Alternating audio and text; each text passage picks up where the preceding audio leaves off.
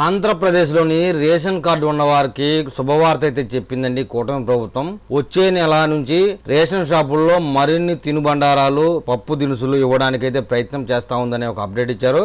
మనం ఇప్పుడు అప్డేట్ గురించి తెలుసుకుందాం. తెల్ల రేషన్ కార్డు ఉన్న వారికి ఇది శుభవార్త అని చెప్పాలి. వచ్చే నెల అంటే ఏప్రిల్ నుంచి వారికి గతంలో ఇచ్చినట్లుగానే కందిపప్పు విధిగా ఇవ్వాలని ఆంధ్రప్రదేశ్ ప్రభుత్వం భావిస్తుందని చెప్తా ఉన్నారు. 2-3 నెలలుగా రేషన్ కార్డు ఉన్న వారికి కందిపప్పు సరిగా అందడం లేదు. దీంతో అధికారులు కందిపప్పు అంశంపై దృష్టి సారించారండి. ఏప్రిల్లో కందిపప్పు పంపిణీ క్రమబద్ధీకరించడానికి ఉన్నత స్థాయి నుంచి చర్యలు తీసుకుంటున్నట్లుగా చెప్తా ఉన్నారు. కాగా ఆంధ్రప్రదేశ్లో కేవలం 3 జిల్లాల్లోనే కందిపప్పు పండుతా ఉంది. ఆ 3 జిల్లాల నుంచే కందిపప్పును కొనుగోలు చేసి ప్రభుత్వం రాష్ట్రమంతటా సరఫరా చేయాల్సి ఉంది. అయితే బహిరంగ మార్కెట్లో ఎక్కువ ధర పలుకుతా ఉందని ప్రభుత్వానికి కాకుండా వ్యాపారులకు కంది రైతులు తమ పంటను అమ్మేసుకుంటున్నారు. దీంతో ప్రభుత్వం వద్ద ఉన్న కంది నిల్వలు సరిపోవడం లేదు. మహారాష్ట్ర నుంచి కందిపప్పు తెప్పించి ఇస్తా ఉన్నారు.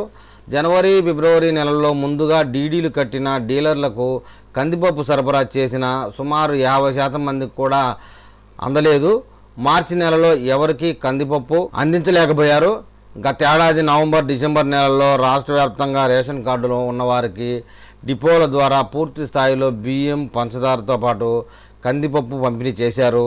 జనవరిలో కందిపప్పు పంపిణీ అంతంత మాత్రంగానే జరిగింది. మార్చిలో పంచదార, బియ్యం మాత్రమే ఇచ్చారండి. రేషన్ షాపుల్లో కిలో కందిపప్పు 67 రూపాయలు ఇస్తుండగా బహిరంగ మార్కెట్లో 120 రూపాయల నుంచి 160 రూపాయల వరకు పలుకుతోంది. దీంతో వినియోగదారులు సైతం రేషన్ షాపుల్లోనే కందిపప్పు పంపిణీ ఇవ్వాలని కోరుతా ఉన్నారు. ప్రస్తుత మార్కెట్లో ఉన్న కందిపప్పు ధర సామాన్యులకు భారంగా మారుతా ఉంది. అంతేకాకుండా మారుతున్న ఆహారపు అలవాట్లు తగిన విధంగా పేదలకు రాగులు, జొన్నలు ఇవ్వాలని ప్రభుత్వం నిర్ణయం తీసుకున్న సంగతి మనకు తెలిసిందే. అయితే రాగులు ఉత్పత్తి సరిపడా లేవు. అందుకే రాయలసీమకు మాత్రమే రాగుల పంపిణీని పరిమితం చేశారు. రాష్ట్ర వ్యాప్తంగా అన్ని ప్రాంతాల్లోనూ జొన్నలు అందించేందుకు సిద్ధమయ్యారు. కొన్ని చోట్ల సజ్జలు, జొన్నలు తీసుకోవడానికి ఇష్టపడడం లేదు. కూటమి ప్రభుత్వం అధికారంలోకి వచ్చిన తర్వాత గత ఏడాది అక్టోబర్ నుంచి కందిపప్పు, గోధుమ పిండి సరఫరాను పునరుద్ధరించారు. మార్చి నెలలో అయితే ఇవ్వలేకపోయారు. మరి ఏప్రిల్లో అయినా పూర్తి స్థాయిలో కందిపప్పును ప్రతి కార్డుదారికి ఇస్తారో లేదో చూడాలి. ఏది ఏమైనా కూటమి ప్రభుత్వంలో రేషన్ షాపులకి ఇక మీదట అయినా అన్ని రకాల వస్తువులు పేద ప్రజలకు అందిస్తారని ఆశిస్తా ఉన్నారు.